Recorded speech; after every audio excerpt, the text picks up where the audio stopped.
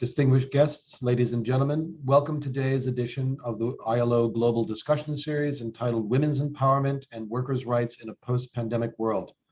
My name is Kevin Cassidy. I am the director of the ILO Office for the United States and Canada, based here in Washington, D.C. Today's conversation is broadcast live via Zoom, as well as streamed on LinkedIn and YouTube of the ILO's social media platforms. Today's event will be recorded and available at the ILO USA Canada website for viewing subsequent to this event. Globally, women have been disproportionately hit in terms of job losses, reflected by a drop in women's employment of nearly 54 million jobs. The pandemic has also shed light on the large gender gaps in the equality of employment, especially for many women working in specific sectors and occupations, as well as the informal economy, and the increased care demands to which women contribute to and bear the brunt of unpaid care work. For its part, the ILO within the international system has advanced a human-centered recovery for the world of work, which seeks to create inclusive and sustainable economic growth and employment, to protect the workers' rights globally, providing social protection floors, and increasing dialogue among workers, employers, and governments. It is now my pleasure to give the floor to our distinguished moderator for today's discussion, Harold Meyerson. Mr. Meyerson is the editor-at-large for the American Prospect, a former op-ed columnist for the Washington Post, and one of the most influential commentators in the U.S. on labor and social issues. Mr. Meyerson, the floor is yours, sir. Well, thank you, Kevin. I'm delighted to be here, and I'm delighted to be here on behalf of my magazine, the American Prospect, which long has covered the very issues which we are discussing today. Today, we are going to be hearing from representatives of nations that might be viewed within the industrialized world as the alpha and omega of workers' rights, to wit, Sweden and the United States. We'll be hearing from distinguished officials who have long advocated both for increased workers' rights and increased women's rights and women's equality within the trade union movement, within the larger society, and dealing with this right at the end of, or let's hope near the end of, a global pandemic which has really shaken up labor relations and highlighted gendered issues throughout the world. I have a colleague at the American Prospect, David Dayan, who is writing a piece on the record number of Americans who have quit their jobs in recent months. This may be how a largely non-union workforce goes on strike, but it's a record level. And he noted in his research that in the aftermath of the Black Death, the bubonic plague of the 14th century, that there was a period where the number of workers in the labor force had been so diminished that briefly there was an increase of worker incomes and rights even then. And we were wondering if anything like that might be happening now. Today, the people you'll be hearing from are expert not only in these dynamics within their own nations, but specifically around the world. We will be hearing from the Foreign Minister of Sweden, Ann Linde, and three Americans charged with the international responsibilities of the Labor Department, the AFL-CIO, and the U.S. Business International Council, whose name I think I just screwed up, but I will get it right the next time I say it. With that, I am delighted we're going to have a presentation from Sweden's Foreign Minister, Ann Linde, and to introduce her, we are going to go to the Swedish Embassy in Washington, D.C., and hear from the Swedish Ambassador, Karin Olofsdotter. So, Ms. Ambassador Olofsdotter, the floor is yours.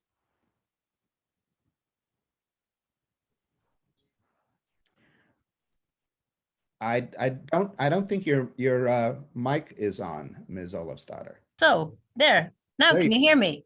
Yes. Yes, good morning, everyone, and thank you so much, Harold. Now, greetings from the embankment of the Potomac here in Georgetown. Not lovely weather today, but makes good for conversation instead. So it's really such a pleasure to be here today, and I would like to thank the ILO Office for USA and Canada, Kevin, for hosting us, and also a big thank you to all the speakers who are taking part today. And Thea, it's always a pleasure to see you too, even though it's on screen today. And I'm also very pleased to have AFL-CIO Kathy here with us, and private sector representative from the US Council for International Business, Gabriella. And of course, I hope that this tripartite settings makes you feel at home, Kevin, because it does that for me, really. And I'm sure for Minister Linda when she speaks in a moment as well. So the timing of this conversation is really timely because Sweden is heading up the ILO governing body at the time when everybody, as you noted, is talking about the labor market and workers' rights as well. And here in the US, we are, of course, preparing for President Biden's Summit for Democracy in December. And I'm really pleased to say that Sweden is gearing up to support the summit in a very active way, not least when it comes to women's political participation and women's rights. And this, of course, goes hand in hand with the discussion we will have today. The Swedish government has pursued a feminist foreign policy since 2014. So we know that to advance the status of women is also to advance the status of democracy, to paraphrase Vice President Harris. And speaking about our feminist foreign policy, I really have the great honor to introduce the Foreign Minister of Sweden, Ann Linde. And Minister Linde has, through all her career, various jobs within the Swedish government, also for the Social Democratic Party, having served as Minister of Trade and EU Affairs, and since 2 years, a Minister of Foreign Affairs. I think Anne is one of the strongest champions, I would almost say globally, Anne, for women's rights, democracy, and women's participation in all walks of life when it comes to policy, when it comes to peace negotiations, and all those matters. So I think we could not have a better champion with us today talking about these extremely important issues. So really, over to you, Anne.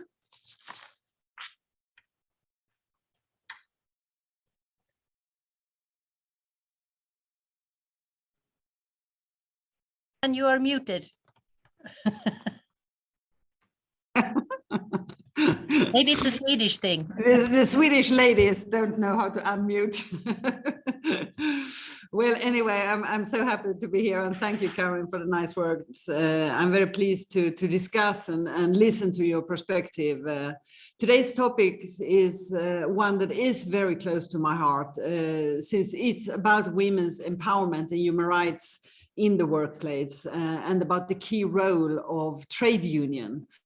Sweden pursues these issues vigorously and in multilateral context, such as the UN and European Union, and of course the OSCE, where I'm now the chairperson in office. My government has also strengthened the focus on labor rights and human rights in our foreign policy as part of our Drive for Democracy initiative. The International Labour Organization is a key partner in this area, and as the ambassador said, my country has been a partner to the ILO for a very long time. The Global Deal, which was launched by the Swedish Prime Minister Stefan Löfven in 2016, is our concrete contribution to foster change and social dialogue. The Global Deal aims to reduce inequality, create well-paying jobs, and foster conditions for long-term growth through social dialogue between government, companies, and employees. I welcome the Biden administration's clear focus on democracy, human rights, including workers' rights. President Biden's Summit for Democracy is coming up, and to me, the topics that we are discussing here today are at the core of what democracy is. Sweden has traditional industries and tech companies, and we also have many entrepreneurs in innovation tech, such as fintech and green tech. Many of those entrepreneurs are women. There are three aspects that I would like to raise here today, where the importance of strong unions are an integral part in all three. Firstly, is about giving everyone a voice. I would like to discuss how we can promote social dialogue in all its forms. I've already mentioned the Global Deal Initiative, a platform for promotion of global dialogue worldwide. I want to point out that this is not about exporting the Swedish labor market model. Every country has its unique national context. The shape and form of dialogue between labor market stakeholders will ultimately depend on factors such as the level of unionization, the size of informal sector, and so on. Social dialogue is not a one-size-fits-all solution, but rather a concept that highlights the benefits of dialogue over conflict. Be it in Sweden, in the supply chain of multinational companies in Bangladesh, or in the growing gig economy in the US. In many countries, including my own, the pandemic has exposed the vulnerabilities of women in the workplaces and in the home. It has also demonstrated the need for allowing everyone a seat at the table. Union rights are human rights. Secondly, I would argue that there is another key word in the post-pandemic world when focusing on women: skills. If we do not focus on building up skills to empower women, we cannot tackle the challenge of the future. Unions can be a key here.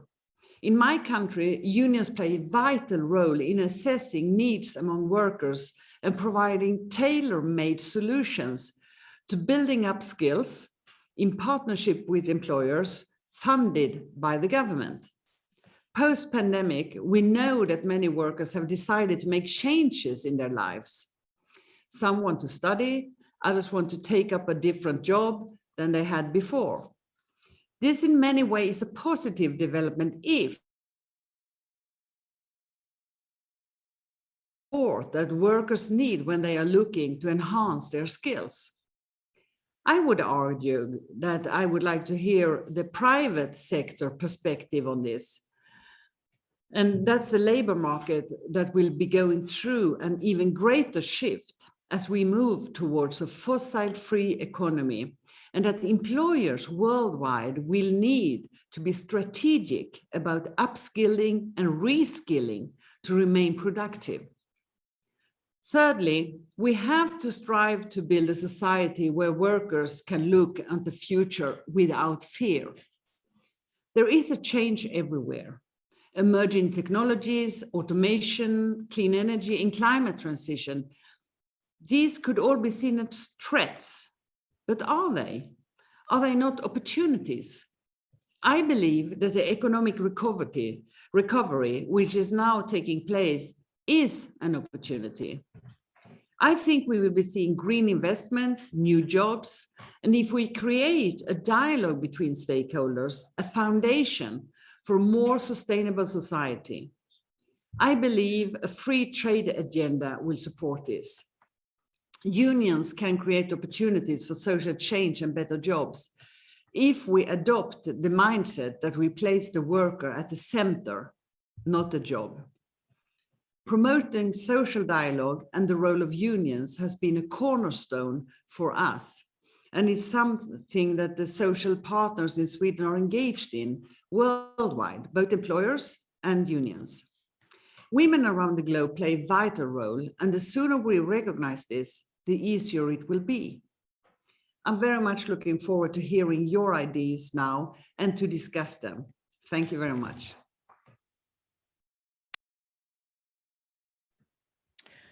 Thank you very much, Minister Linda. We are delighted to have had you here. One comment you made that distresses me just a little is you said you weren't trying to export the Swedish active labor market. I wish you could.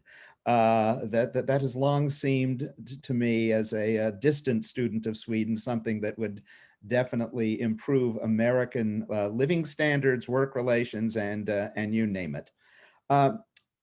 What we are now going to do is hear from three distinguished Americans who deal with labor issues both in the United States and abroad for several minutes. Then we're going to go to a question back and forth in which our audiences will be able to pose questions as well through the Zoom question and answer function. So I'm going to introduce each of them as just before they speak. The first speaker, who actually is an old friend of mine, is Thia Lee, who's the Deputy Undersecretary for International Affairs at the United States Department of Labor, a position within the Biden administration. Thia, if I may call her by her first name, since I have known her for 20 some years. Thia formerly was the president of the Economic Policy Institute, which is a progressive think tank here in Washington, D.C. Before that was longtime trade expert at the American Labor Federation, the AFL-CIO, and Deputy Chief of Staff there. So with no further ado, Thia, welcome, and what have you to say? Good morning, Harold, and good morning to all the guests. And thank you so much, Minister Linda, Ambassador Olofsdottir. What a pleasure and an honor for me to be here with all of you today on this interesting and important topic. So if we're talking about, and I so much appreciate being here with Sweden and Sweden's leadership with the Global Deal and also your partnership with the Summit for Democracy, which we are very excited about. We are excited to also highlight the role that unions can play in building vibrant and sustainable democracies. And we're going to, looking forward to having an important role in that Summit for Democracy. When we think about the pandemic and women's empowerment and worker rights, I was thinking about it two ways. What has changed? What changed during the pandemic? And my answer was everything and nothing. And just to start with the nothing, that most of what, as Minister Linda was talking about, the fragility and the inequality that was exposed and exacerbated by the pandemic, much of that existed before the crisis. It was laid bare, it was made worse, it was heightened by the public health crisis and the economic downturn, because we saw the disproportionate impact, especially on women, but also on people of color, on migrant workers, basically on more vulnerable, low-wage workers in the US, but also around the world. And in the United States, we saw that 40 years of wage stagnation, the upward redistribution of income to CEOs in the top 1% and the top 0.1%, also the attacks on unions, the erosion of labor laws, the weaponization in some ways of the gig economy, of employers taking advantage of digitalization to take away workers' rights, whether it's the right to unionize or the right to privacy or the right to have controlled hours or decent wages, the erosion of the minimum wage over those years and the purchasing power in the United States of the minimum wage. So we saw so many things happening. And really one of the things that we saw was a tremendous shift of risk from employers to workers, where employers no longer owned the cars or hired the workers, but are trying to shift that responsibility to individual workers. And when the pandemic hit, all of that came home to roost in a very disturbing and troubling way, that we saw that and also the other thing, which was the failure to invest in infrastructure and in skills for many decades in the United States, left us vulnerable. And the supply chains, we saw the over-concentration of global supply chains, and also the terrible working conditions in many places, were all fragilities and vulnerabilities that existed before the pandemic.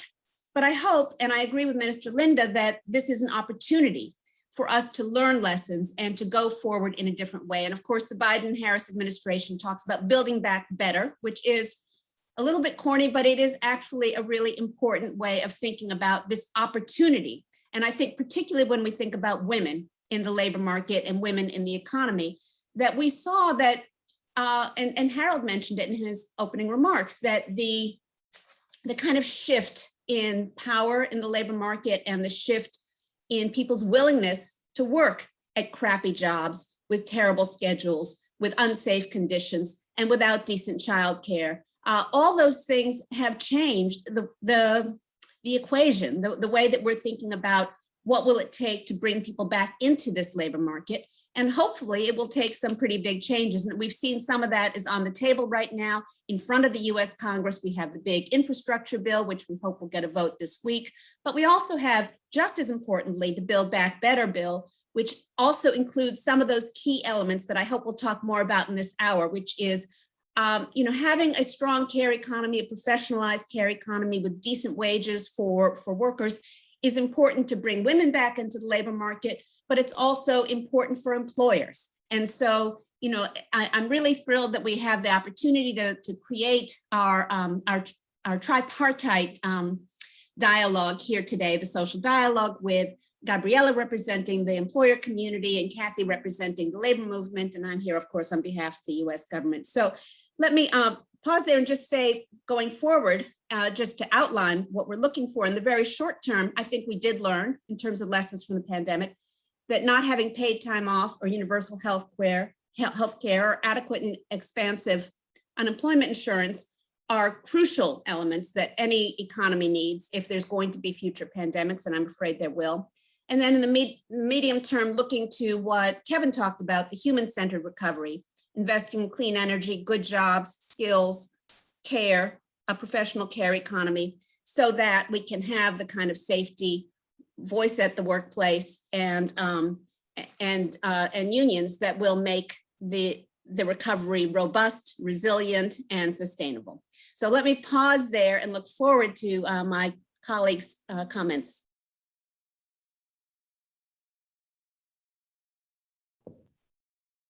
Here we go. See, it is not just Swedes who start talking when they're still muted. I'm a lifelong American. I just did it myself. And now is a very easy transition to go from Thia's presentation to that of Kathy Feingold, who is the Director for International Affairs at the AFL-CIO. Long has played a major role in the world's labor movements, and is in a terrific position perhaps to contrast and compare what we have here in this country to other countries that we deal with. So with no further ado, Kathy, enlighten us. Thanks, Harold. It's a pleasure to be here. And thank you to the ILO and to Sweden. How fantastic to be on a panel with actually two governments talking about workers' rights, a feminist agenda. It is really fantastic. So many thanks, and very appreciative of the opportunity to talk with everyone today. As we've already heard, the pandemic really brought together a set of crises. They were intertwined. We were already talking about income, gender, racial inequality, the climate crisis. We have everyone at the COP, and I'm just getting the readouts about the work we've done to get just transition pledges, which I think will be key to women workers. We also saw attacks on civil society spaces and democracy, which has really impacted women workers in many countries around the world. So all of these crises have had an impact on gender equality. The numbers, we've already heard some people talk about them. The global snapshot is pretty enormous. Women lost around $800 billion in income during the pandemic. It's the combined GDP of 98 countries. So we know that women were on the forefront of really being impacted on what happened at the in the pandemic. Now, the question is, as governments have been talking about what to do, were women at the table helping to shape those policies? I hope in Sweden, because you have a commitment to a feminist agenda, they were there making sure that there was gender sensitive policies that have been going forward. But I would say if you look at the global snapshot, it's been quite mixed. Many women still are not at the table. We've seen large differences across sectors of work and regions. The Americas region actually saw the highest decline in women's employment, followed by Arab states.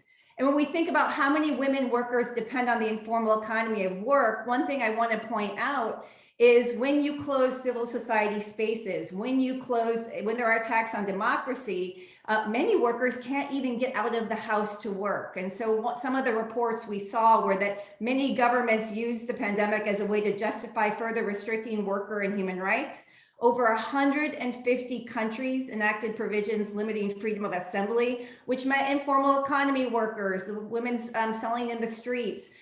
They had a harder time, domestic workers getting to work. And so what we are seeing is governments taking advantage of the pandemic, hopefully Sweden and the US, to think about building back better, as Thia says, about thinking of a transformative economic model. And at the same time, we see many countries using the pandemic as an excuse to close civil society spaces and make it harder for workers. And we see that around the world. Before the pandemic, we already know that women already perform 3 times as much unpaid care work as men, and this has just grown. I want to bring in the issue of gender-based violence. I know we will have the opportunity to have another panel on this, but this was linked to what has been going on during the pandemic, a rise in gender-based violence. And out of the 580 fiscal and economic measures created by countries to support businesses, only 70 of them focused on strengthening women's economic security. So we have a long way to go before we get that transformative feminist agenda, Minister, that I hope you will spread around the world. Let me tell you what we're calling for in the global labor movement. I also wear another hat at the International Trade Union Confederation as deputy president, and we've come together demanding the creation of millions of decent care jobs, the formalization of informal care jobs, recognizing the rights of all care workers to decent work and working conditions, the right to collective bargaining, access to public quality care services. And we've heard this from others, investing in care, health, education, child. Millions of new jobs can be created in the care economy. Let me end, Harold, by saying I want to actually highlight a few good examples, because we've said some negative examples. Here's some good examples of what we'd like to see replicated around the world. Many governments have actually increased the compensation of healthcare workers, many of them women, through allowances and additional grants, either on a permanent basis like France or temporary basis, Argentina, Canada, Italy, and other countries. Australia and South Korea increased the availability of childcare facilities for unemployed parents and low-income families. Other countries like France, Italy, and Netherlands, they increased and reformed their paternity leave to bring it on par. And other countries, Brazil, Burkina Faso, implemented unconditional cash transfers for informal economy workers. These are the kind of policies that we are going to need to see on a permanent basis. Minimum wages were adjusted upward in Germany, Japan, and Mexico. So let me end by saying that I think what we need, if we're going to talk about coming out of the pandemic, the rights of women workers, building power for all workers and their families, we need a transformative economic agenda, one that is really different, that puts workers, that puts gender equity at the heart of it. And so I look forward to continuing the conversation with everyone. Thanks so much. Amen, Kathy. Thank you for a very enlightening discussion. And I'm reminded, by the way, that in the 1930s, Sweden and the US were 2 of the very few countries that didn't practice austerity, which only sent countries deeper into depression, but actually followed a kind of Keynesian policy. I wish the path of the 2 countries had continued in a parallel rather than perhaps perpendicular direction since then. All right, enough from my aside. Now we are going to hear from Gabriela Rigg Herzog, who is, you have a complicated title, the Corporate Responsibility and Labor Affairs Vice President for the U.S. Council for International Business. Lord knows the U.S. is in a sense the capital of international business, and that creates all kinds of interesting issues. So with that, Gabriela, let us hear from you.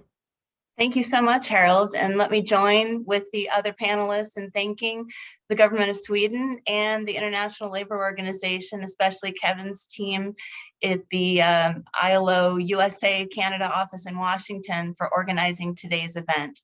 It's really an honor to be here today representing the United States Council for International Business on this prestigious panel. Let me join with the others in offering some statistics to frame, today's discussion. I mean, the most obvious is that women represent more than half of the world's population and therefore more than half of its potential. Yet, according to the World Bank, in 2019, the year before the pandemic, women were over a third less likely to be in the labor force than men. And that figure has been broadly unchanged over the past 2 decades. And it's only gotten considerably more challenging for women because, as the speakers have clearly noted, women and girls have been disproportionately and negatively impacted by the pandemic. As the B20, the business coordination group that feeds into the G20 deliberations, as the B20 emphasized last month in its policy paper on its special initiative on women empowerment, we need to recognize that pre-pandemic, women's opportunities were held down by the burden of unpaid work, by discrimination and harassment, and by outdated laws and socio-cultural norms. Worse, even among those women who do reach paid employment, they are less likely to work full-time, less likely to work in key high-growth sectors such as engineering and technology, and less likely to reach senior leadership positions. This just doesn't make sense for our societies or our economies. The IMF found that at every level, but especially at the decision-making levels, greater gender diversity has been linked with a host of benefits, from increased national productivity and export diversification to innovation and corporate growth. We know this. Diversity inclusion policy and inclusion policies are good for business and can contribute to the competitiveness, productivity, and sustainability of companies. This is also well understood. The data is there, and that those are opportunities that we should all want to see happen for our shared recovery. So what is going on? From our perspective, the most common challenges continue to be how women's roles at work and at home are stereotypically seen in society, lack of access to basic and higher education, especially in the STEM field, lack of access to affordable childcare services, lack of support to re-enter the labor market, lack of access to credit for starting a business for women entrepreneurs in particular, lack of access to business networks and opportunities, and lack of access to information on support services. Addressing these challenges are our shared mandate, and USCIB contributes to this effort through engagement with and supporting our members.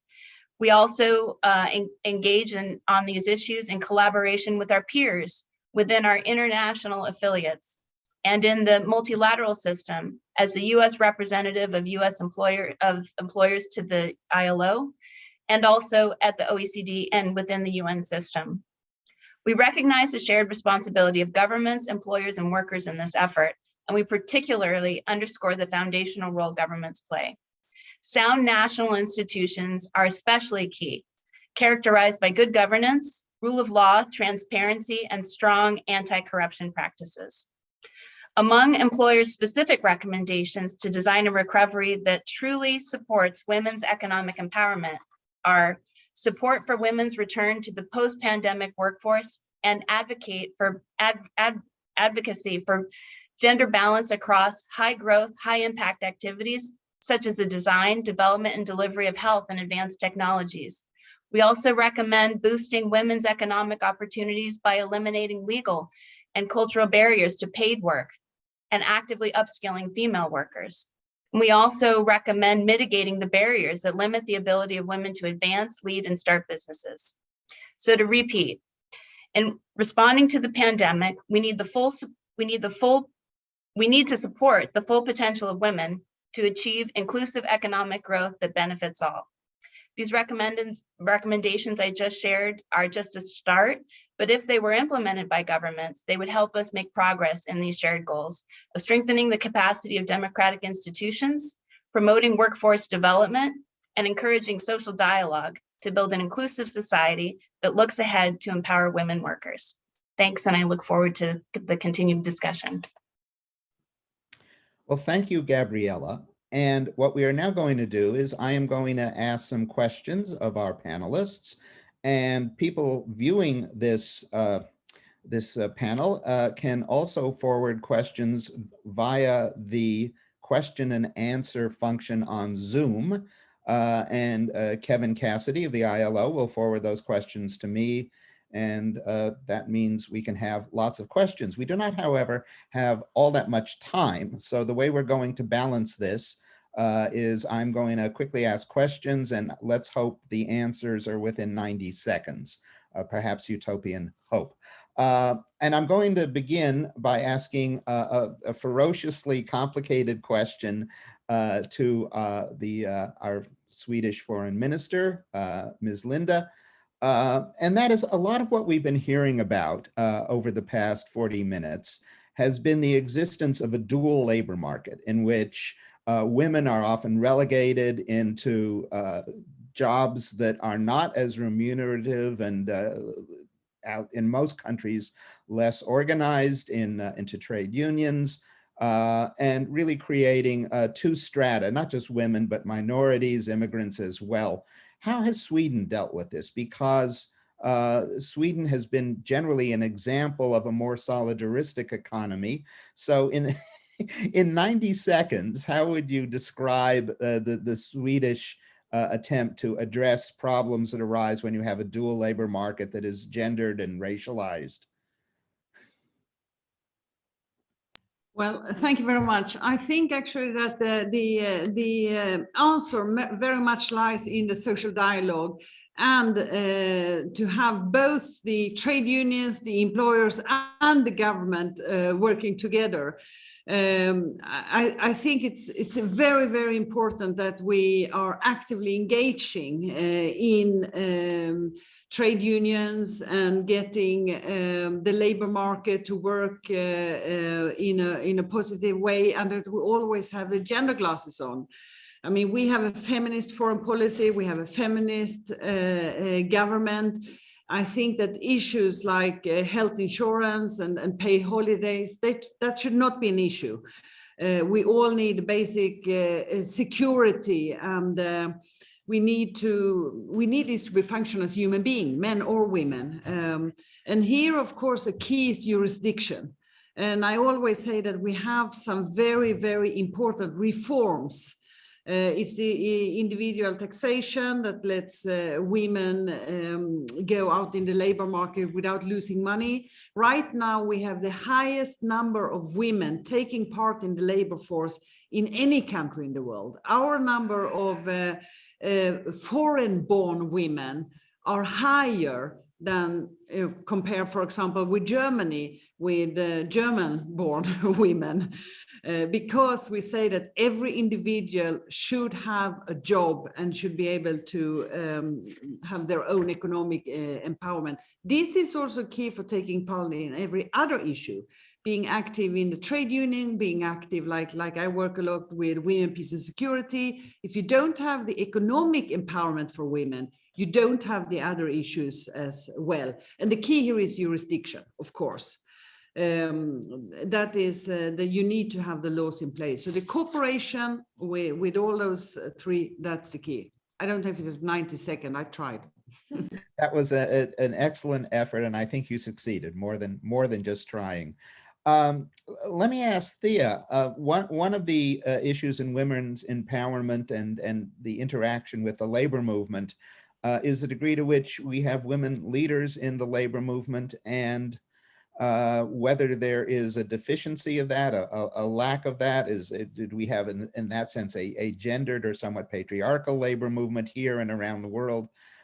Thia, what's your take on that?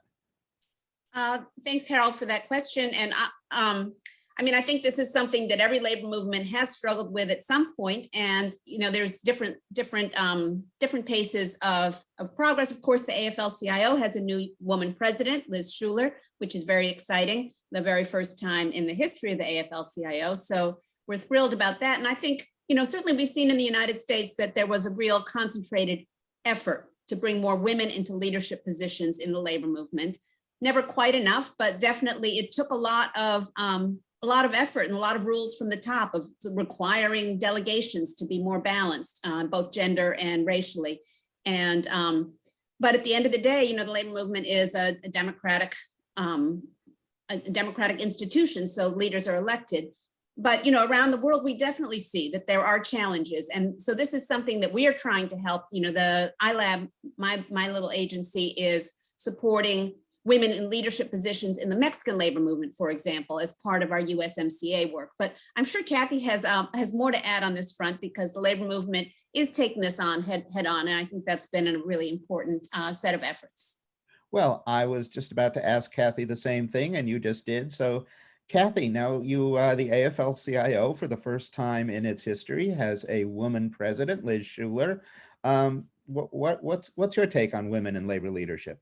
That this is part of the transformation we're talking about, putting women at the center, but women leaders who actually come with a feminist-centered agenda. Let me just say, the transformation of the AFL-CIO is part of a global transformation. We have new leadership in the Japanese labor movement. A woman just took over there. We have the Canadian labor movement just elected their first woman president.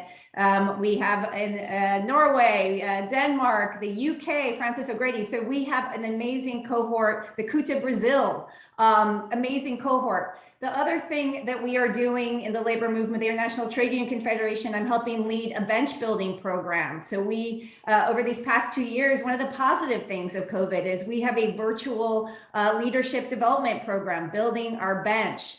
And we really were able to identify women leaders who came out during the ILO conversation and negotiation around the Gender-Based Violence Convention 190. Many of us spent many hours in Geneva. I'm looking at you, Gabriella, and others who were in that room. But for the labor movement, it really became a place of emerging women's leadership. They saw the power they have to shape global frameworks that they then bring home, and they're able to organize and build power for themselves. So that was a really effective way of starting to spark more leadership development in our movement. Well, Gabriella, since you were in the room with Kathy, talk some about women's empowerment from the perspective of U.S. corporations that go abroad. I know in California, a law was passed that California corporations need to boost women's membership on corporate boards. I don't know that in itself will create any revolutions, but talk about, from the point of view of US-based corporations that deal globally, the question of women's empowerment and what actually those corporations can do. And can they do more actually in other countries that might not quite have the same kind of gendered dual labor markets and things that we seem to have here in the United States? What a good question, Harold. And just to round out the great progress with women, I would note that the U.S. Chamber of Commerce also has a woman president for the first time in its history, which is very welcome, Suzanne Clark. And so, we're getting progress in a number of areas, but as we've discussed already today, way more is needed. Internationally, I'm glad you brought up, other jurisdictions and other practices in other countries. This is a real challenge for business, but for trade unions like AFL-CIO and the International Trade Union Confederation, and governments like Department of Labor as well. I mean, it's a shared concern. One of the challenges is that our women around the world are facing legislative barriers and discriminatory legislation. Just as an example, 104 economies still prevent women from working in certain jobs simply because they're women. 59 economies, there are no laws on sexual harassment in the workplace. And in 18 economies, husbands can legally prevent their wives from working. So what can employers do? They can work to advance best practices in the workplace where the laws don't meet our standards, but businesses alone are not going to be able to solve this challenge. Removing legal restrictions that hinder women from participating in the formal labor market and having formal self-employment opportunities, such as proper access to finance for female entrepreneurs, is just one of the examples of the key inequalities that we need to address. And it's going to take all of us together. Well, staying on the topic of corporations that go global, if I could ask a question of Minister Linda. There are a lot of European manufacturing companies, as well as Japanese manufacturing companies that come to the United States and have opened considerable facilities here. They tend to go to southern states where forming a union for a variety of reasons is much more difficult and arduous, and they tend to adapt to the local labor practices, which, to put it mildly, are not the highest.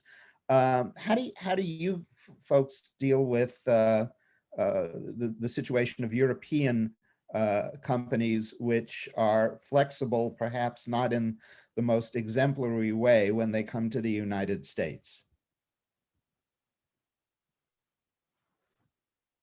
Well, thank you. Well, just let me just say again that I think it's totally unacceptable not to both allow unionization, organization, collective bargaining, and also to kind of try to get unequal opportunities for different parts. As I said when I answered the question you asked before, also here, jurisdiction is key. It really goes back to what I said about outsourcing, that when a company is outsourcing production to a different market, if the legal framework is not rigorous, it will have an impact. And we need to strengthen the social dialogue to make up for such challenges. And we see this, of course, also a lot in the European Union, where we struggle with this and we have a lot of fights about this. But we need to also inform consumers about these aspects, and since they all have the power. And I remember a few years ago when I was in Hong Kong, when it was still able to talk with trade unions there. Now, unfortunately, the situation is so grave, it's not even possible because they jail trade unionists and so on. They told me about the outsourcing, that they have asked that they wanted the same benefits as the big companies on the same plant where all the companies were. And the owner of the company said, when you can give me as much profit as IKEA, we will grant you the same rights as the workers as IKEA have.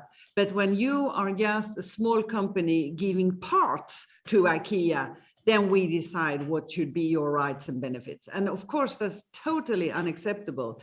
And that's also why this issue of outsourcing and having not so good possibilities to work in unions is so very important. And here I think all of us need to work together to strengthen, for example, global deal. I was Minister of Trade before, and to try to get more companies and unions and governments to go in, it's important. As an example, the latest that joined global deal was the government, the trade union, and the employers organization in Israel. All of the three partners joined global deal. And I think that is also something very positive. Thank you. In the state of Israeli politics, it's rare that any rival sectors join anything together in Israel. So that's an encouraging story. We have a question from our viewers, but before we go there, Thia wants to say something. So Thia, please do. Thank you, Harold. I wanted to sort of jump in on the point that Minister Linda was making about outsourcing and sort of where the ultimate leverage point or control is. And for us, I think one of the key things is market access and access to the US market, which is, and of course to the European Union market as well. And I think it's really important that we are consistent around addressing workers' rights, including non-discrimination on the basis of sex or race. And that is one of the core worker rights that is embedded in a lot of US trade agreements and trade preference programs. And I think, certainly we're seeing a global movement. We saw it at the G7, where there is additional attention to supply chains and forced labor and trying to make sure that we're getting forced labor and child labor out of our supply chains. To me, the key place to do that is at the consumer market for governments to use and enforce and put in place and close loopholes on market access with respect for internationally recognized ILO core workers' rights. And so that's just another really important tool in the toolbox that I wanted to throw into the mix. Thanks. Thank you. And of course, the USMCA under trade agreement with Mexico, your Labor Department, the Biden administration Labor Department, was able actually to pose that sort of issue in the context of ensuring a small lowercase d democratic election for worker representation in a factory in Mexico. So that certainly was for those of us concerned with these things, a heartening example. And Gabriella is now raising her hand as well. So Gabriella. Just Harold, I'm glad this topic's come up, and just to weigh in, I'd like to emphasize, and go a bit deeper on the earlier point I was making about the role of the state and the diversity of tools. And I fully agree with Deputy Undersecretary Lee. We have a range of tools and approaches.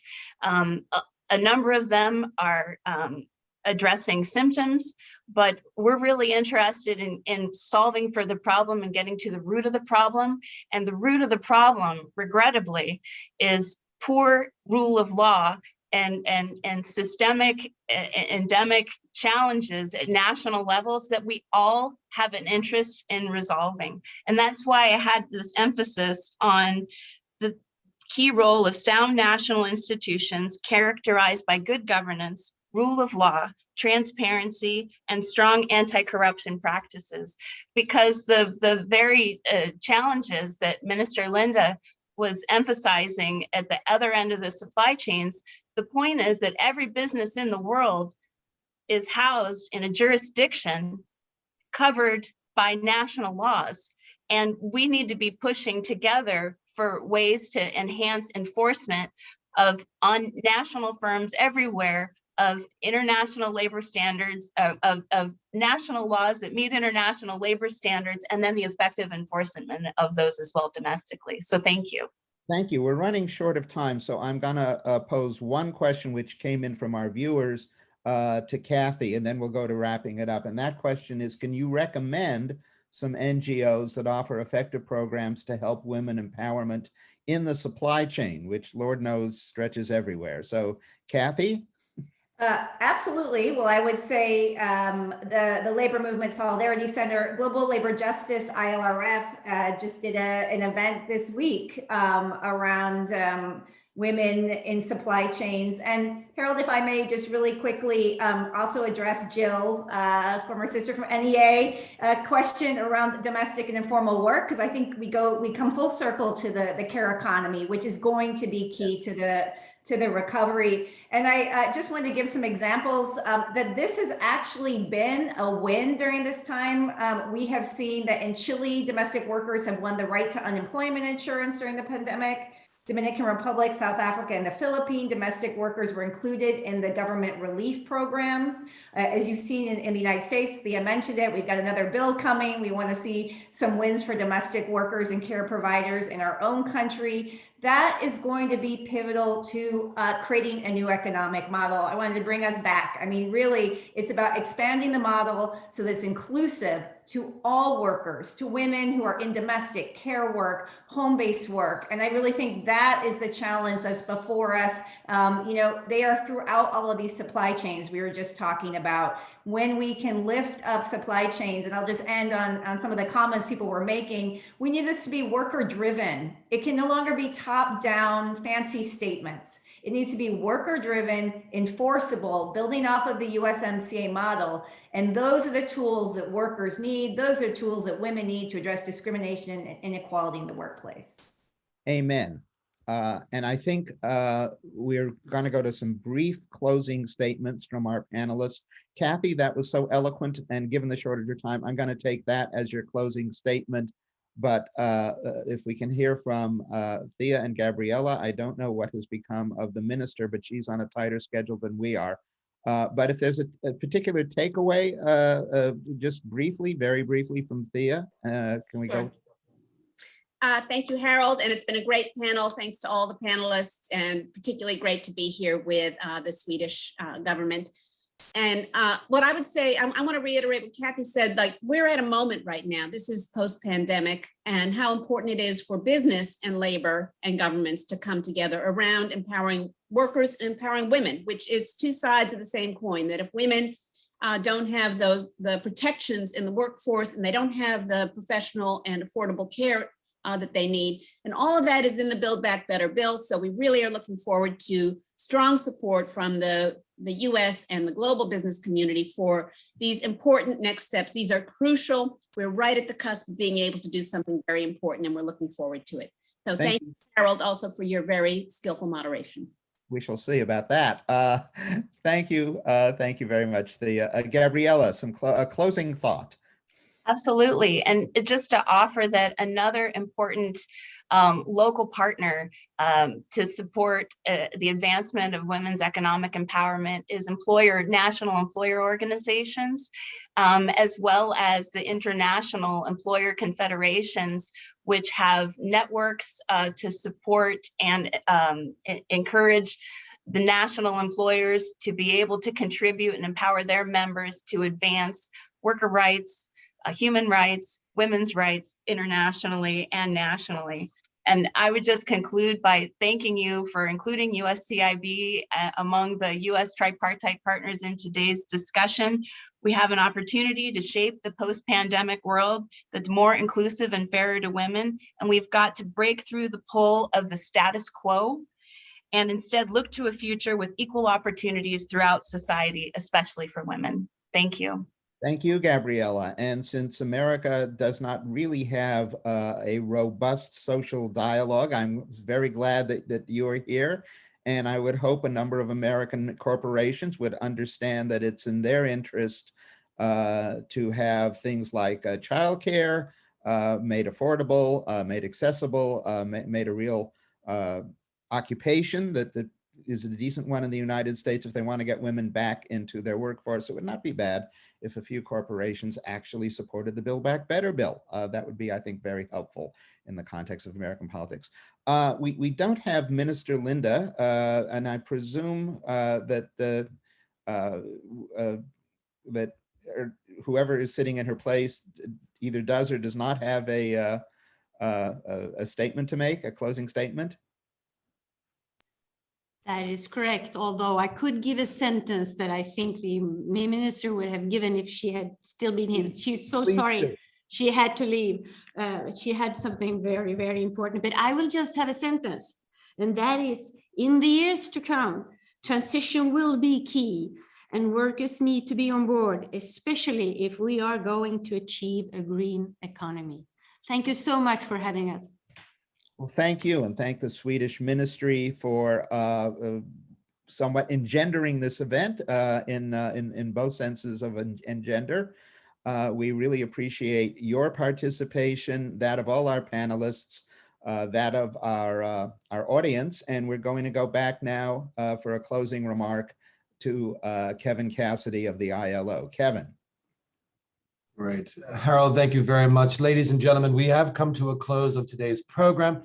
Please join me in thanking our speakers for their contributions to this fascinating discussion on a vital issue for a better world of work. Foreign Minister of Sweden, Ann Linde, Karin Olofsdotter, the Ambassador of Sweden to the US, Thia Lee, the Department of Labor's Deputy Undersecretary for International Labor, AFL-CIO Director for International Programs, Kathy Feingold, and Gabriella Rigg-Herzog, Vice President of Corporate Responsibility and Labor Affairs for the U.S. Council for International Business. Also, a special thanks to you, Harold, for your excellent moderation to today's event, as well as your undeniable commitment to the improvement of workers' lives and the achievement of decent work. I'd also like to thank those behind the scenes, Petra Hansen and her colleague Britt, and my colleague Andrea Sanchez, who has set up all the technology backend on this.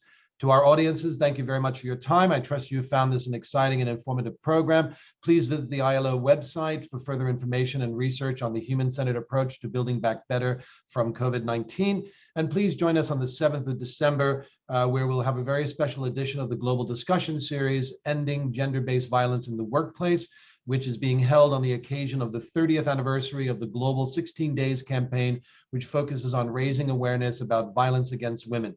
I hope you've enjoyed this inspiring and important discussion as much as I have. We look to all of you to do your best to help put gender equality at the heart of decent work. Stay safe, stay healthy. Thank you all.